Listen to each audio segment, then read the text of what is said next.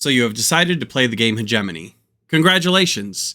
Once you have a handle on the game, the next challenge is trying to help others understand what you're trying to do. This video will give my approach to teaching the game so it will give players a good foundation without making them want to quit. To start, let's go over some mistakes to avoid.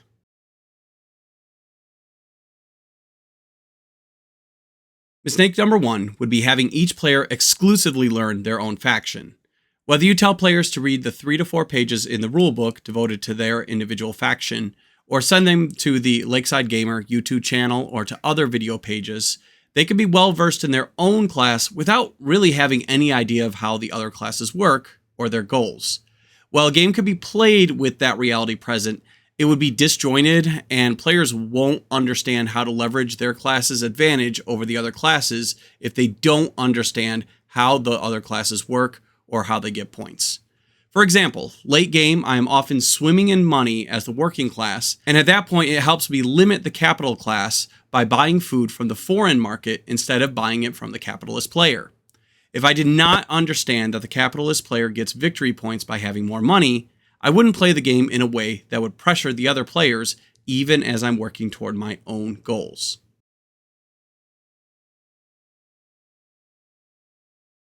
Mistake number 2 would be to try to teach every single rule in the rulebook to a group that is seeing the game for the first time before you start playing the game.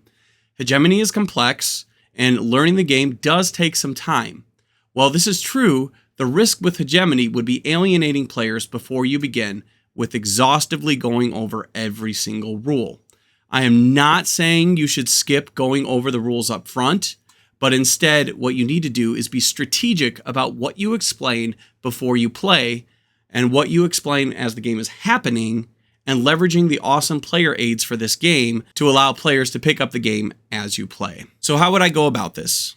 So to start, step 1 for me would be to help everyone understand what the goals are of the game. Now, you can do all 4 regardless of the play count, but perhaps would be best is if you're playing with one other person, really just go into what the capitalist does and what the working class does. And then if you have 3 players, add the middle class. And then if all players are there, you could explain the state as well so that everyone can understand how they're going to interact with one another. You need one another to score points and reach your own goals in this game. But that being said, the goals of each player are very different from one another. And we'll talk about how the policies and elections fit in later in the teach. But the goals of each player are as follows, and they need to be understood, again, depending on how many people you have playing. Skip the ones that aren't playing in the game, and then you can add those to people's knowledge if you have more players later. So first of all, the capitalist class wants to collect as much money as they can throughout the game to score victory points. They will do this primarily through producing goods and services, though any way they can earn money or avoid taxes is a benefit to the capitalist player. The capitalist also gets victory points for unsold goods and services that they own at the end of the game, but they will get more points if they sell them if the player has the opportunity to do so. The working class player has 2 major goals that will help them get points. First of all, prosperity, and second of all, trade unions. Buying the goods and services provided by other players in the foreign market will allow the working class to accomplish these goals, with particular emphasis in education, as 4 workers in an area of industry are required to even have a trade union, and the workers in the trade union need to be upgraded skilled workers, which require education. So education is very important for the working class for them to accomplish their goals. Having money at the end of the game also gives the working class victory points, but the points stop after they accumulate 150. So any excess could be used to buy the goods and services necessary to get victory points.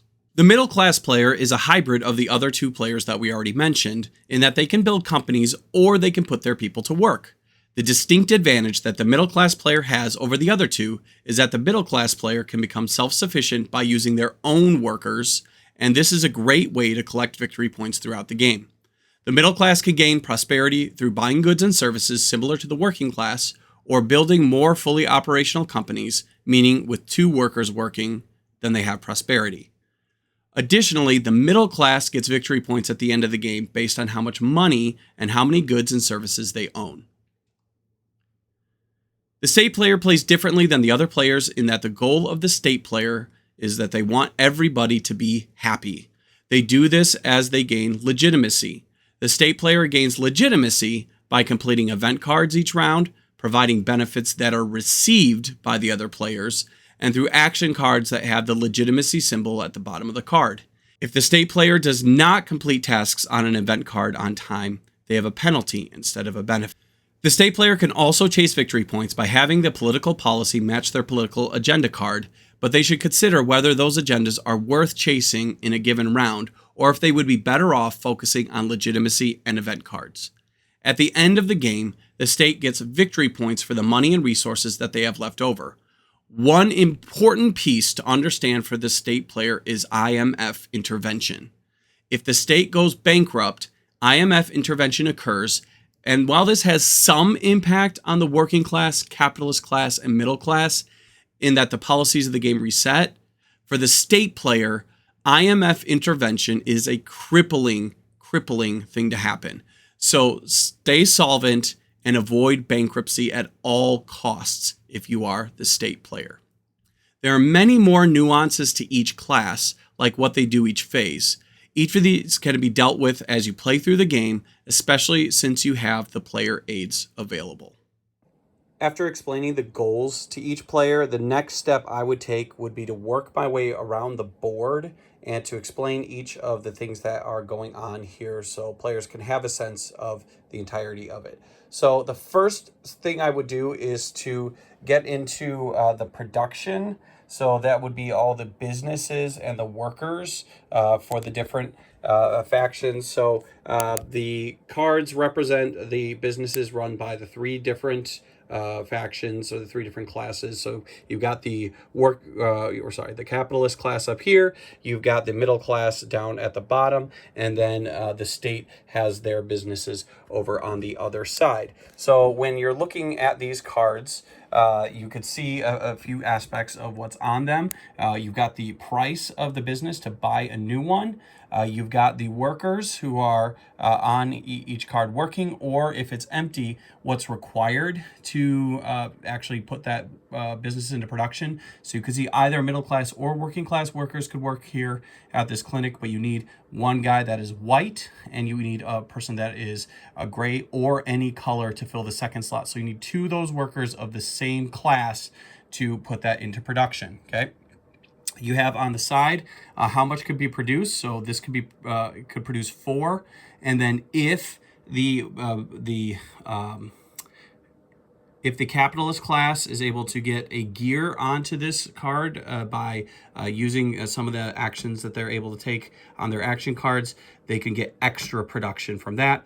And then at the bottom, you have how much that the workers are paid in total. So both workers together are paid 20 when the cube is here. This is where it starts, and you can increase or decrease the wages based on what happens with the policies that we're going to talk about in a minute, and the choices of the capitalist class as well. Okay, so that's how these cards work. You'll notice the state is very similar. It's just they have 3 workers on all their businesses.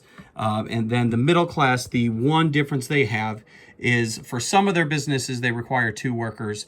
But for some of them, like the ones that they start with, they can have 1 worker to get their initial production, but then they have an optional, see in parentheses, optional second working class worker to get an extra production from that. So if they're able to get everything up and running and have 2 workers there, we call a business for the middle class with 2 workers on it fully operational, whereas right now these are operational but not fully operational because they don't have the second one. Okay, so that's how the businesses work. When they produce, you pay whatever is under the cube, and then you get whatever the production is for that business. Okay, and again, if there's no workers, there's no production, but there's also no wages paid out. Okay, so that is how production works. And then the next thing up on the board is all the foreign policy stuff. So these 3 boxes all deal with different aspects of foreign policy. I'll start with the one on the right. We're going to have a policy with foreign trade based on this. But basically, wherever this cube is, that is going to be the tariff. Okay, so if someone buys and imports food or luxury from overseas, they pay the base price, which is on the bottom for that item. But then whatever the number is where the cube is, they have to additionally pay that tariff for each item that they buy. So if it goes up, it gets very expensive. Whereas if it's down at the bottom, there's no tariff. You only pay the base price on the bottom. But again, this cube is going to be based on a policy that we'll discuss in a few minutes, okay? The export card, if the capitalist player wants to do some selling on the exports, if they have what's necessary, they could do up to 8 transactions at the same time. They have to do at least 2, but if you have, say, 8 food, you could do the sale for 6 and the sale for 2 to get 65 from both of those. So this is a great way for the capitalist player to get a lot of money to sell on the exports. So this is something that quite often, if I'm playing capitalist or I'm playing against the capitalist, I notice this is an action that shows up a lot. So capitalist players should really focus in on exports. Whereas business deals are going to be a different version of an import. So the capitalist player can buy the items on the card, so 7 food and 5 luxury, and they pay 70 plus whatever the tariff is on the bottom. Okay, if it's at C, there is going to be no tariff, but then B is going to be a tariff of 12. A is going to be 24. Now, typically A means there's no business deals at all. At B, there's one business deal. If we were at C, there would be a second business deal. But how that would work with tariffs is if we had a change in the foreign trade policy, but the business deal was still there. So if someone did like a quick change and did a quick election, that would mean that this card would still be on the table and you'd have to pay 24, even though in the next round this would disappear and there wouldn't be any anymore. Okay, so again, the capitalist player pays this amount to get these items, and they also have to pay a tariff depending on where the policy 6 is.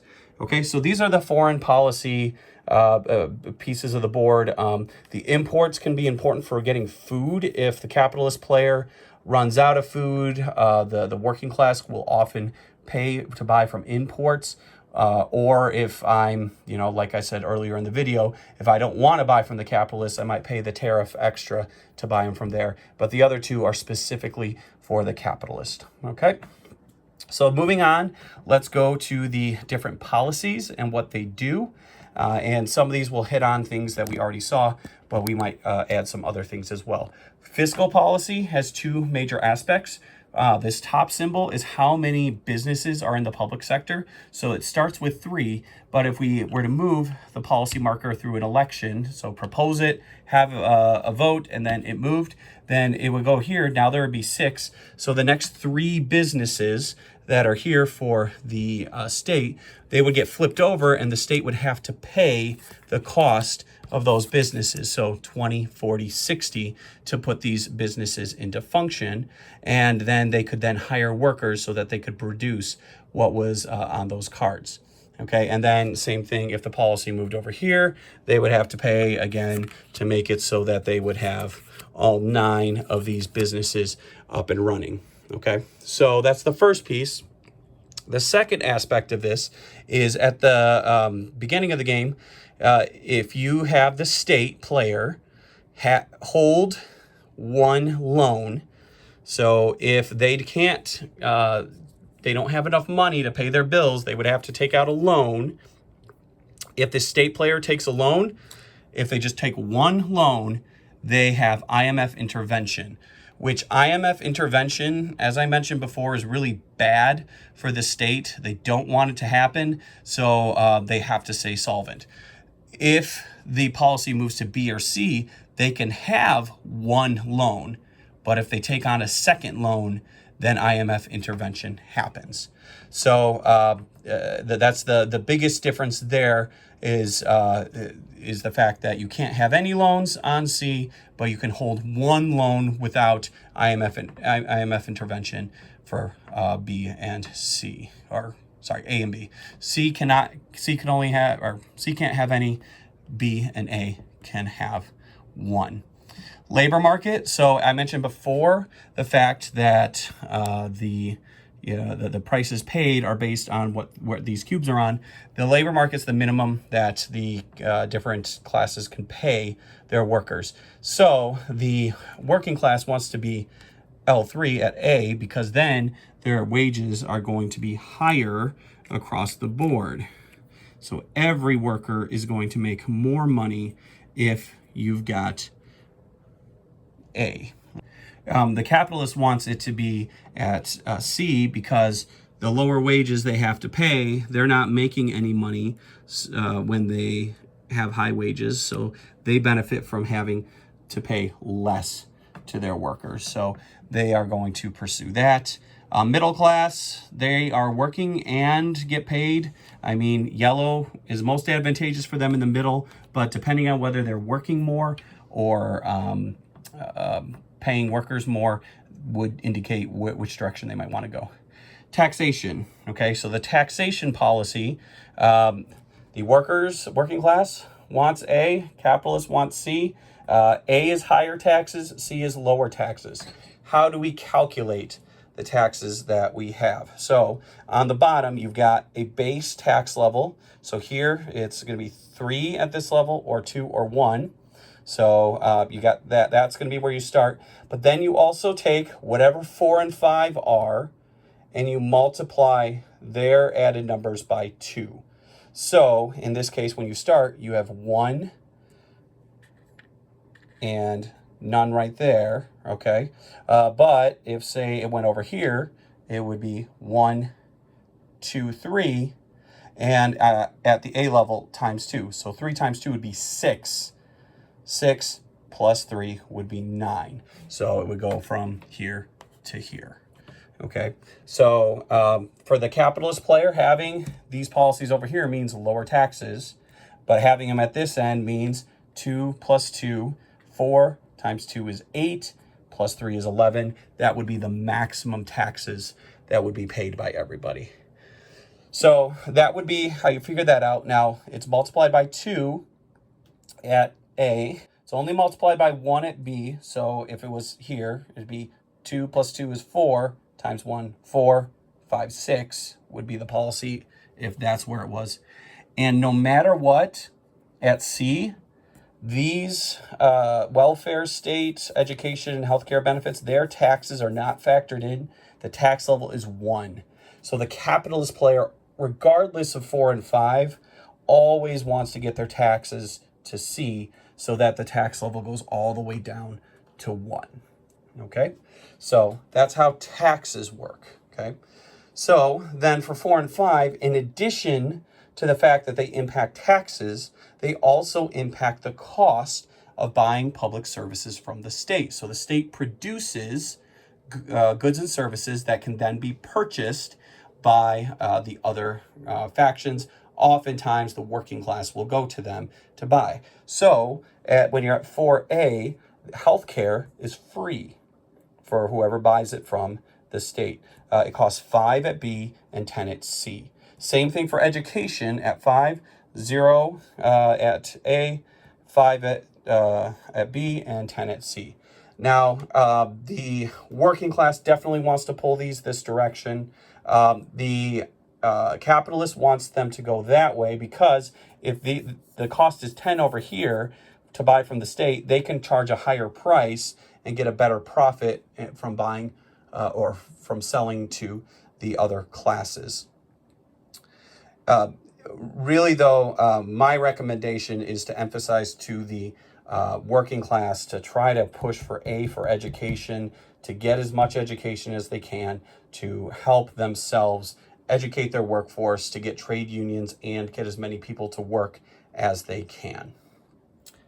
I already mentioned 6, foreign policy, the impacts of that being the levels of import. So at the beginning of the game, it starts at B.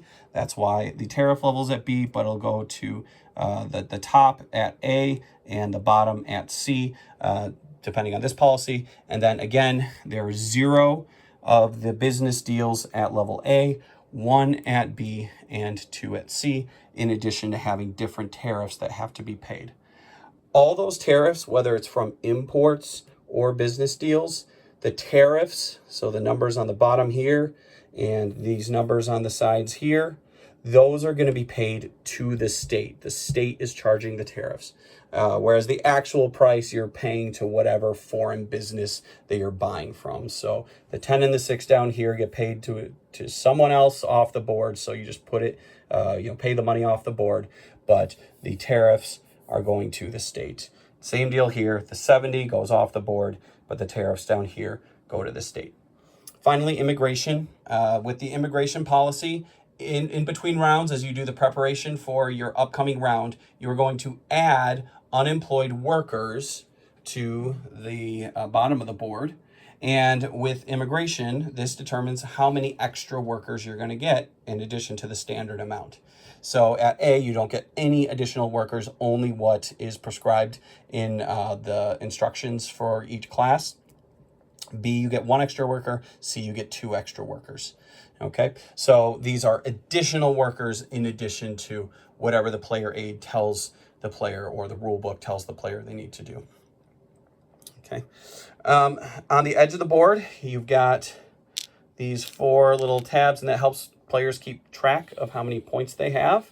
And as the game goes on, they can move their number forward. The end of each round has a scoring phase, but there's also other times throughout each round that players are going to get points, and you can keep track of them there. And if you make it all the way around the board, so at the beginning you'll have them like this. If you make it all the way around the board, you've got your 100 plus, so you can keep track of that as well. At the top, you've got your round. We are 5 rounds in the game, so each time you complete a full round, you move it along the line until you're done. And again, we already saw the tax level that is going to adjust fully based on what these 3 indicate to do. When we have elections, which we'll discuss the elections in a minute, we will be able to tabulate our vote results right here. The votes that are for a policy change will go here, and the ones that are against the policy change will go here. If you're playing with the state player, you could discuss how the state player has these 2 events that they need to complete each round. If they complete it, they get the benefit there. But if they do not complete it, they get the punishment, the negative points from their legitimacy for no action. If the state uses benefits, what they would do is they would provide for other players on these 3 locations. And if the players decide to take those benefits and pick them up off that spot, then the state player is going to get they're going to benefit by getting some victory points and bonuses based on what the rules tell them to do. Here is the state treasury. That's where their money goes. So that's where they pay their workers. That's where they collect their taxes, and any other financial transactions with the state are going to go into and come out of the state treasury. We already talked about the public goods and services. This is where the goods that are produced by the state will go, and this is where players can buy the goods and services from them as well. So that is the entirety of the Hegemony board, and that gives players a pretty good foundation of what they're looking at. After going over everything on the board, the players will at least have a handle on what they're looking at in front of them.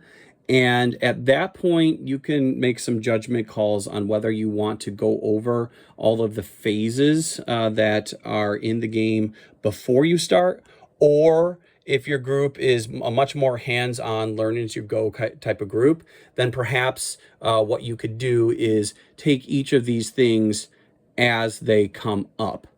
But each aspect that is on this general aid, the order of operations, essentially, the actions that we take throughout each round and each phase, they're really critical that players understand what they're doing for each one. So, you've got the 5 phases, right? You've got preparation, action, production, elections, and scoring.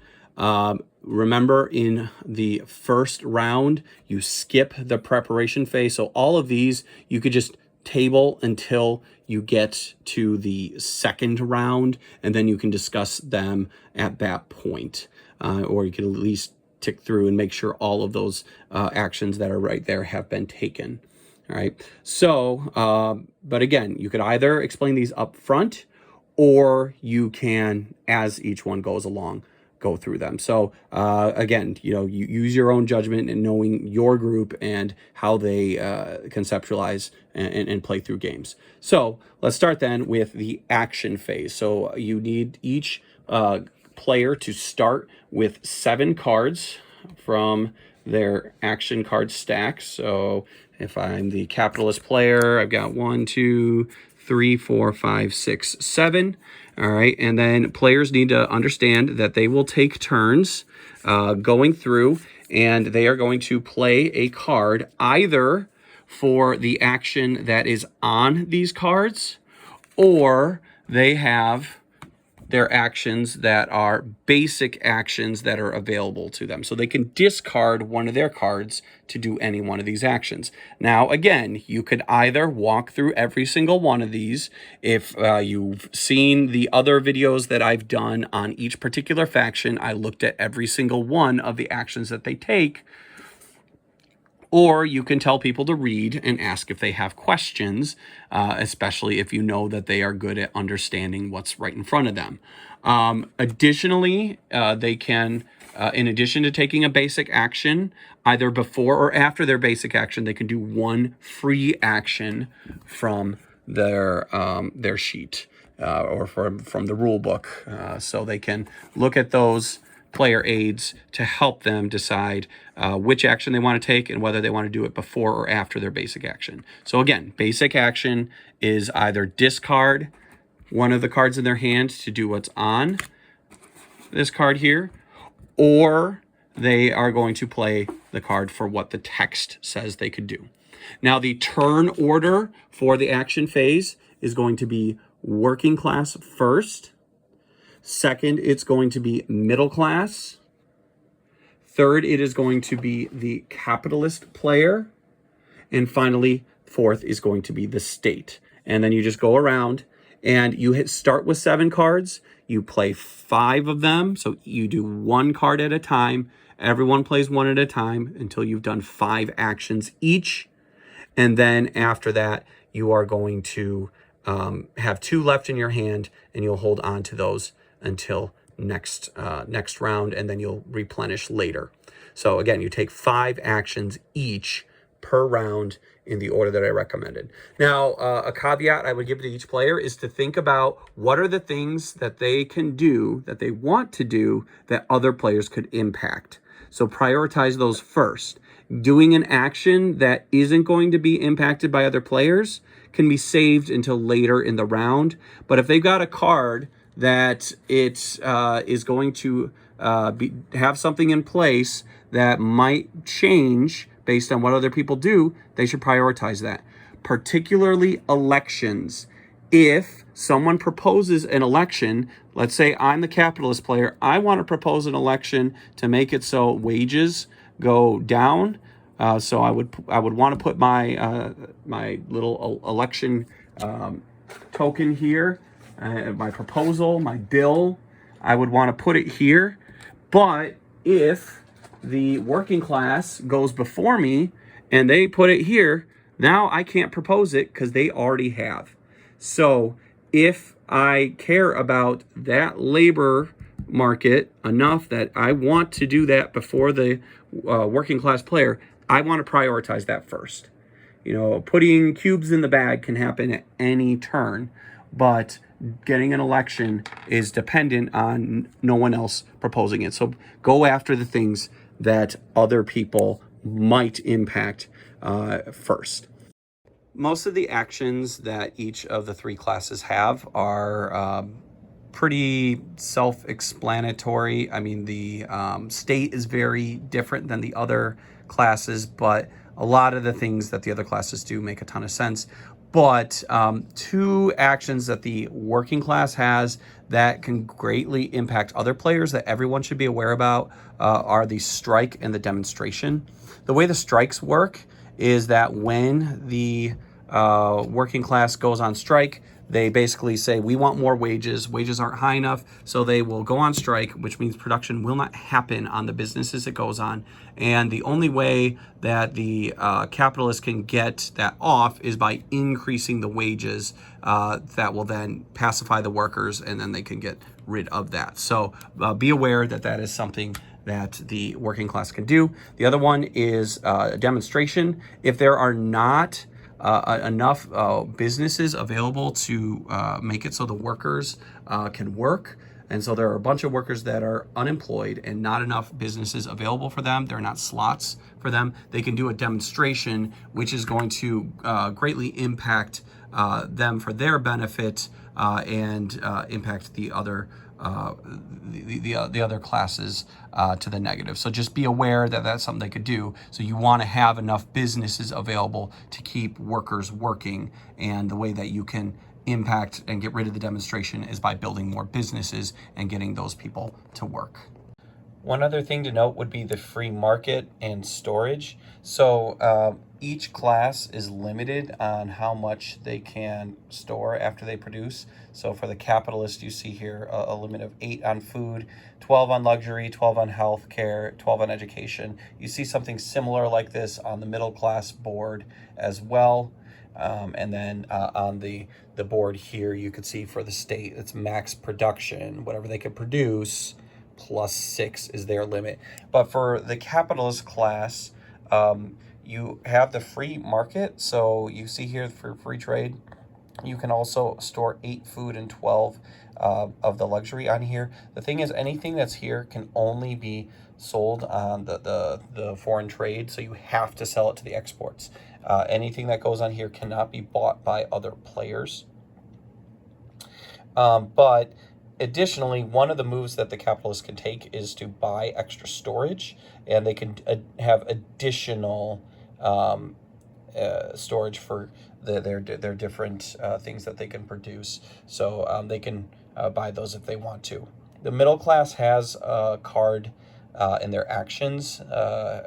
Some of their action cards allow them to buy this. This is not a basic action, so they can't buy regular storage normally, but if they get the card from their deck that allows them to, they can take that action to do so. So storage is something else that's going to be relevant for the middle class and capital.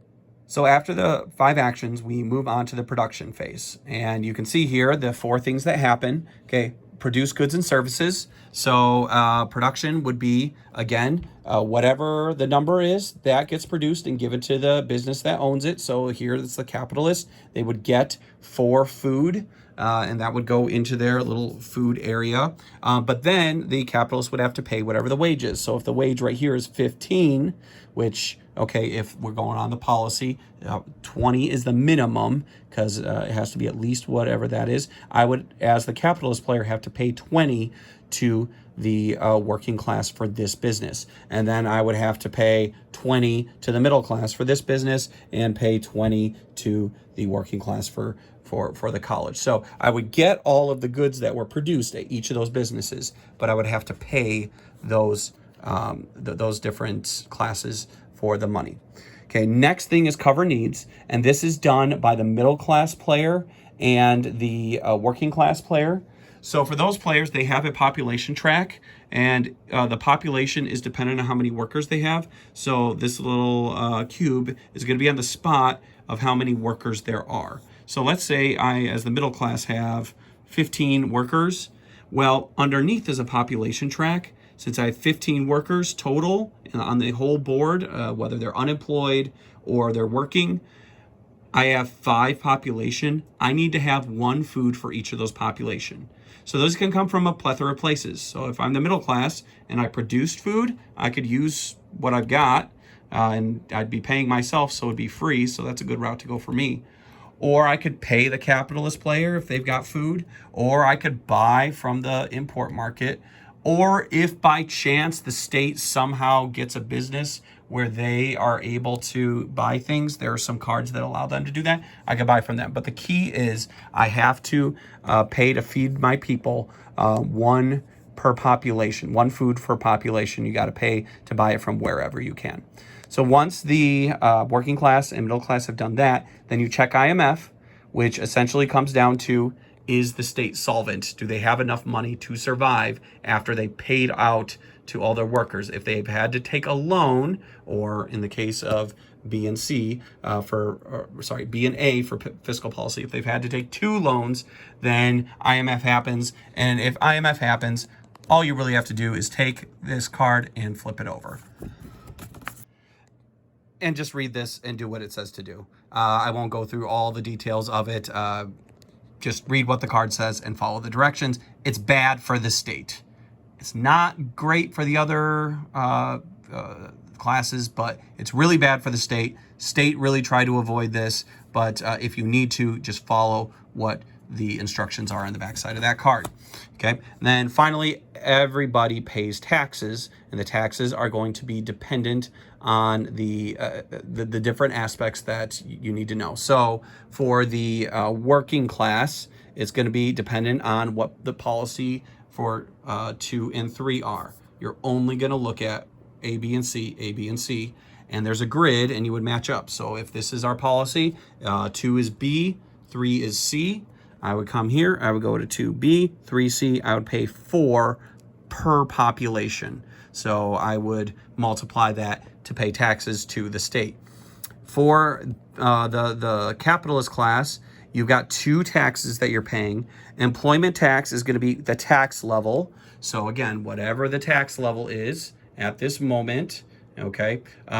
So let's just say, since this is on 5 here, 5 is our tax level. You multiply that by however many functional businesses you have. So 1, 2, 3 times 5 means 15 is the first tax I pay for the employment tax. The corporate tax is going to be based on the revenue at each tax level. All right, so A, B, or C. So again, C, you notice the number is much smaller for taxes, so it's good for the capitalist to have a lower tax. And this is where they could really pay a lot of taxes. So having C makes a massive difference compared to A. Okay, so let's again, okay, C is what they have. Let's say in my revenue spot, so this is money I've earned this round that I have not paid taxes on. Let's say I've got 100. Well, instead of paying 40, I'm only paying 20. If I made 300 in a round, I'd be paying 160 if I was at A versus 60. So it makes a huge difference to have the C versus the A. So that's what the capitalist player will pay. And then for the middle class, their taxes are going to be, again, employment tax is the same. It's the tax level times however many businesses they have up and running. It doesn't have to be fully operational businesses with 2 workers. It just needs to be operational. Their income tax is going to be based on the workers working in the capitalist business and the state businesses. They're not going to pay the income tax for their own workers. Okay, so that's what you're going to do for taxes. It's a little complicated. The nice thing is each person can just pay their own taxes, and you just follow this, and each player card has this information on it. So for the capitalist player, they would look at their own capitalist class card, and on the back side, this exact same information is right there. So everyone could just look at their own to reference that. Okay. Another thing that happens during the production phase when the goods are produced is that for each trade union, the working class will get 1 influence for their own personal stash at that time. So they will add that to their goods and services that they have available. So that's 1 per trade union that they have. So if they've got 4 trade unions, they get 4 influence during the production phase of a round. Once we pay taxes, we go on to elections and we refill the bag. And the refill is going to be based on, for capitalist, it's how many businesses that they have open and functioning and producing things divided by 2, but rounded up. So if I've got 3 here, 1, 2, 3, I would put 2 capitalist cubes in the bag. Okay. For the working class, it's however many population that they have.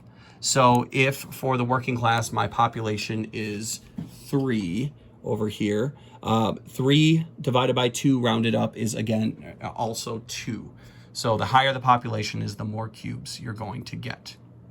Middle class, they can choose between either taking their functional businesses and calculating just like you do the capitalist and add them up and divide it by 2 to get whatever number that is, or you could do population. So it's whichever one is higher or is going to give the middle class more cubes is going to put them in the bag. For the state, they don't get any cubes in the bag. They are not going to be able to impact elections except if they have influence. They can impact the elections with that, but I'll explain that in a minute, okay? So then you carry out the elections after you've refilled the bag with the cubes from the capitalists, the middle class, and the working class players. And how the elections work is, let's say we've got our proposal, and let's say the middle class has proposed here that taxation is going to be the change. Now, there could be up to 7 proposals going on. Every single one of these could have a proposal, but we'll just focus on one. So let's say the middle class has proposed this move to B. Okay, now the capitalist does not like this, so each class has one of these, and they can declare which one they want. If you don't want it, you just say, nope, I don't want that. I put it face down. Middle class wants this, and the working class wants this, and the state will declare which side that they want to win in this situation, even though they don't pull cubes from the bag. After every side has declared where they're at, you are going to pull 5 cubes from the bag. Okay, there are going to be red, blue, and yellow cubes that are in the bag, and this will make it completely random what ends up coming out. So you do not look while you're pulling them, but you pull them, and then you look at your vote results. So as we said before, capitalist doesn't want this, so they're against it. Working class and middle class both do want it, so now it is a 3-2 vote. After this, though, each side can exert some influence. And so if they have personal influence that they've purchased along the way, or for the capitalist class, if they've produced it, and if they've got it for themselves, then they can take their influence and decide how much they want to put into this election on their side to add extra votes. So each side will take their influence and kind of hide it, and they will decide how many they want to put in their hand. It's kind of a secret what they're going to do. And then they put their hand out. All 4 will put them out. Whether they've got 0 or 50 in their hand, they're going to put them like this. So you just go 1, 2, 3, flip them over, and whatever you've got in your hand gets added to your side. So this is a capitalist, and this will get added to their side. Now, before this election, or before the influence, the result would have been 3-2 that the bill would have passed. And if no one else adds influence, the capitalists, by putting their 2 influence against it, this means that they are going to win the election. Okay? The capitalists, by putting their influence there, means they're going to win the election. Now, just a note here, you would think a tie would go to the side that's trying to stop it, but a tie goes to the proposing side. So if we had 3 and 3, the proposal would go through. I just want to note that because that might not be intuitive for people as they do this. So then let's say it went this way. and instead the capitalists added one, but then the middle class also added one. Well, now the bill proposal goes through. If the bill goes through, then you would move the policy token or policy piece, and you'd pull your bill off. And since it succeeded, the middle class proposed it, they would get 3 victory points for the fact that they proposed it. And anyone who supported it, so the working class and the state, would also get 1 victory point. So it kind of gives people incentives to support bills if they are unsure about which side they want to do, because it gives them extra points. So you do this for every single election. You just start at 1 and you go down the line, and you continue to do them until any are resolved. Whether it's 0, 1, or 7, you resolve all of them. So while the winning team gets victory points, all of the purple cubes that are used and the winning cubes are taken off. But one incentive for the losing side is that their cubes, if they lose, so their color cubes, so the blue cubes, not the purple cubes, but the blue cubes here that lost, they would get to go back into the bag for next election. So that makes it so if you lose, you get a higher percentage next time. So it creates some balance in the statistics of what might happen. After the elections phase is the scoring phase.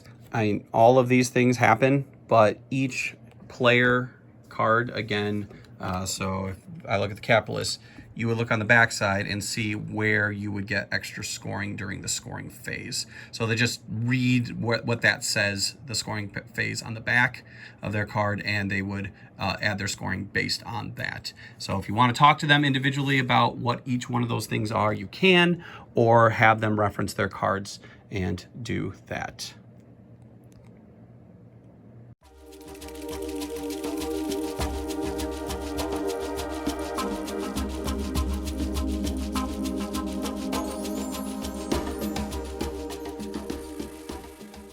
Now you can get started. Players can make use of their action cards and their player aids to help them fit the actions they can take into the context of what they know so far. Take time during each phase to remind everyone what they can do during that phase. There are many unique scenarios that might arise during the game. Use the rulebook when you have questions, particularly the rule questions at the back of the rulebook.